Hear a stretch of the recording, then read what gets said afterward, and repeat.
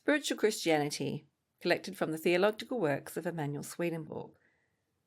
Chapter 26 continued. We move back now to Tulk's commentary, to paragraph 243. The divine laws are the laws of the most comprehensive kind and of the most perfect order, and there is no one thing that can be possibly exist in relation to the great family of mankind, whether in their successive generations or in their simultaneous relationships, unless it bear upon the eternal happiness of every individual. This will be strikingly seen when the spiritual reason is explained for the existence of the three distinct churches before the advent of the Lord Jesus Christ, and for the order of their succession.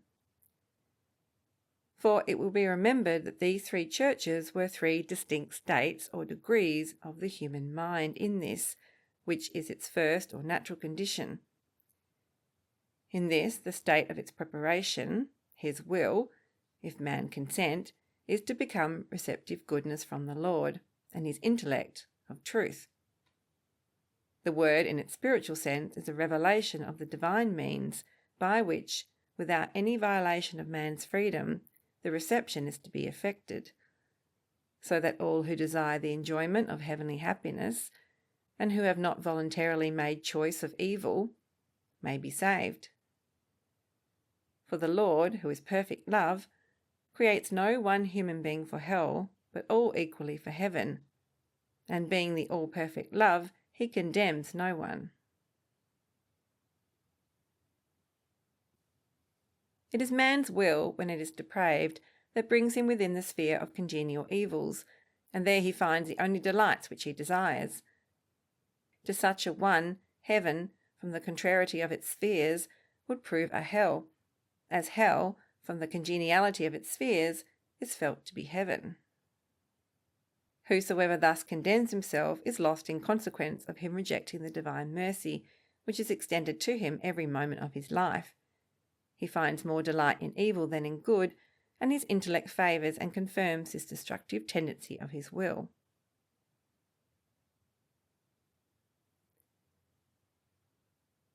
Paragraph 244.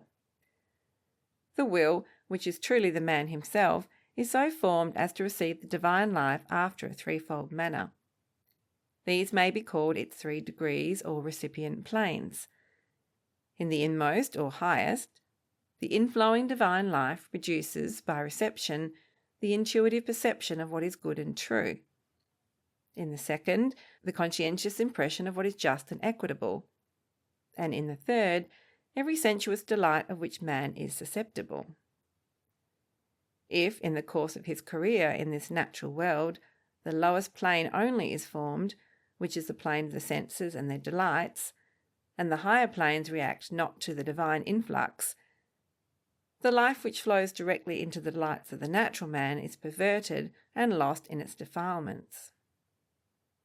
These are all comprehended in the delights of self-love, and its effects are hatred, revenge, cruelty, adultery, avarice, luxury, and mere voluptuousness. These, and a host of congenial evils, with the delights which a man feels in the practice of one or other of them, are the consequences of his not permitting the Lord's divine life to form within him either or both of those higher planes, which consist in the conscientious impression of what is just and equitable, and the intuitive perception of what is good and true.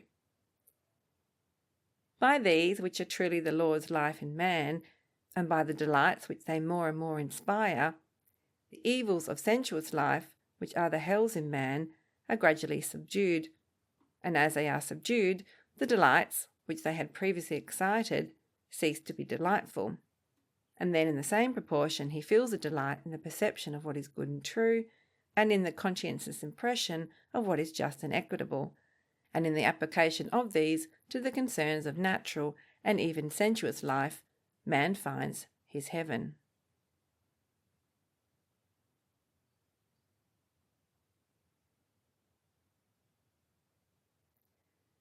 Paragraph 245. In the three churches that existed before the advent of the Lord into nature, these three planes were successively formed, and with them the three distinct kinds of truth, which are called celestial, spiritual or rational, and natural or sensual. The members of the most ancient church, which was the church called man or Adam, were distinguished from those of the two succeeding churches in this, that they had a clear perception of what is good and true, and an inmost love for them. Their truths were of a celestial kind, that is, they all related to the different kinds and varieties of goodness, as they were exhibited in the minds of those with whom they were spiritually associated. It was in consequence of the interior quality of their truths that they concerned themselves but little about the external affairs of life, and it was in correspondency with their states of mind that their respiration was different from what it was when men became external and sensual in the character of their thought and love. In consequence also of this peculiarity in the constitution of their minds, they did not communicate by oral speech nor by written language, but by the interchange of affections and thoughts, which pass from one to another, not through the extraneous space in which the natural man believes, by the medium of oral sound, but by the presence and concurrence of living spheres of thought, which were derived from and expressive of the harmony of their affections.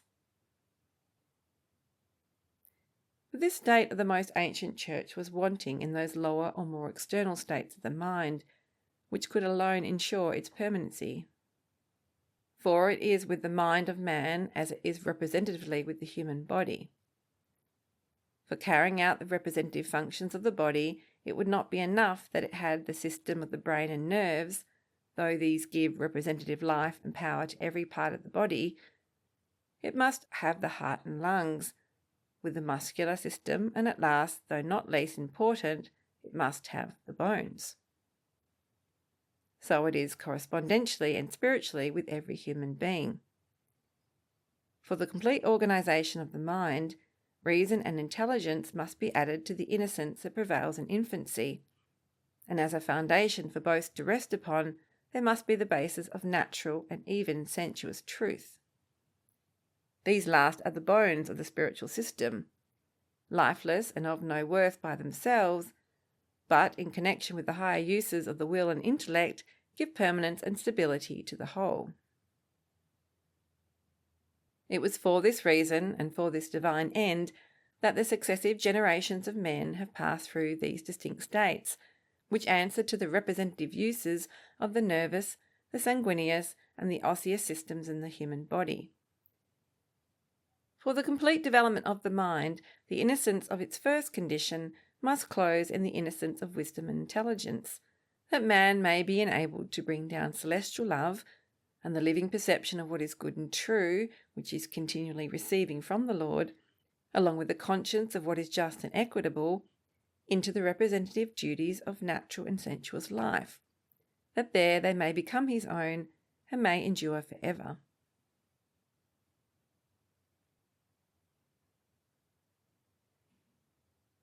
Paragraph 246. Even so it was with the characteristic qualities of these three churches. Though the most ancient and afterwards the ancient church perished by declining from the integrity of their states, because they were wanting in these lower qualities, which could only arise from their decline and fall, the predominant qualities of each have been transmitted to, and have remained with, a portion of the members of each succeeding church, so that at the present day, when the Christian church, taken generally, has come to its close, there are still some in the great family of mankind in whom, not predestinately, but of their own free will, they all exist. And they will all hereafter coexist to form that church whose doctrines, though based upon the letter of the word, will be taken from its spiritual sense, and as such will be eminently rational, and whose love to the Lord and whose preference of others to themselves will find their firm and enduring foundation in the daily duties of their natural life. Paragraph 247. The representative history of the Jewish Church begins with Abraham and ends with the crucifixion of the Lord. Every event of its history was the representative effect of its state, and marks its interior relationship to the influent divine truth. Its decline and fall are marked in the gradual corruption of their natural wills and the prevailing sensualism of the natural intellects. This is seen in their frequent lapses into idolatry, so fiercely denounced by their prophets, in the cruelty with which they carried on their wars for the conquest of Canaan. It is seen in the horrid depravity of their kings and rulers, in the barbarous spirit which they infused into their laws, and in the grossness of the conceptions of the divine being. It is seen in their polytheism, which, in claiming Jehovah to themselves as their national god, admitted at the same time the existence of other gods, whom they supposed to be the tutelary deities of other nations. It is seen in their superstitious observance of external rites and ceremonies, as well pleasing to Jehovah their God. It is seen in their sensualism, which shut out the light that would otherwise have taught them that man was not created for this world alone, but to live forever, and that the good man then first begins to live when his eyes are closed upon this earthly scene. It is seen in the absence of all reverence for the supreme holiness of marriage, and in the general dissoluteness which reigned among their kings and the people whom they governed. It is seen, lastly, in the representative dispersion of the 10 tribes by the Assyrians and by the captivity of the 2 tribes in Babylon. Paragraph 248. But when at last, when by their sensual abominations the influence of the divine truth was wholly cut off, which had acted upon their minds through heaven, mankind must have perished had not the divine truth, that life which is the light of men, which was with God and really was God, because it is the divine essence in the heavens, become manifest in that very ultimate or sensuous state in which the church then was, and which formed the closing boundary of the natural mind. This was done that the Lord might draw forth from the corrupted and dead image of a church, from the men who loved the darkness rather than the light because their deeds were evil, those disciples whose minds were disposed to love the truth, and whom the truth could set free. Therefore they followed the representative form of truth, and in them he wrought that change by which he might become their God, and they his people.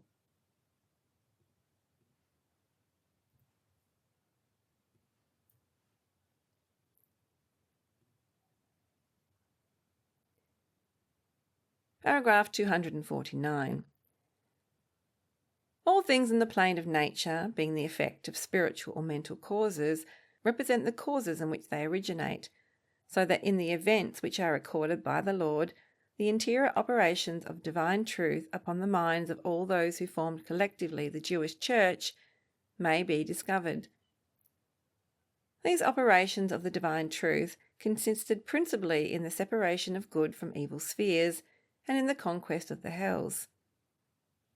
The former is representatively imaged in the parable of the tares and the wheat, and their separation at the time of the harvest, which is declared to be the consummation of the age, and the conquest of the hells by the miraculous casting out of devils and by the raising of the dead to life, and its final achievement by the Lord's resurrection and ascension.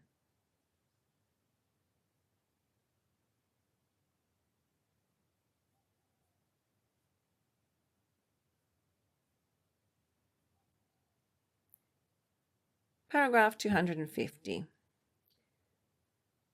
The doctrines of spiritual Christianity teach that minds are internally connected and influence one another by congenial spheres of thought and love, and that this is the case equally with the wicked and the good, there being no one so entirely good in this world as to be free from the influence of evil spheres, nor so far wicked as to be uninfluenced by spheres of goodness.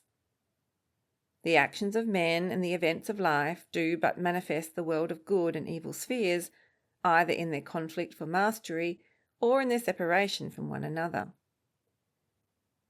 At the time when the divine truth came representatively forth into nature, evil and falsehood from the hells, with which man was spiritually connected, prevailed to such an extent as to threaten the general destruction of the human race. It was then that the divine truth became exacted in the plane of the natural mind and of the bodily senses.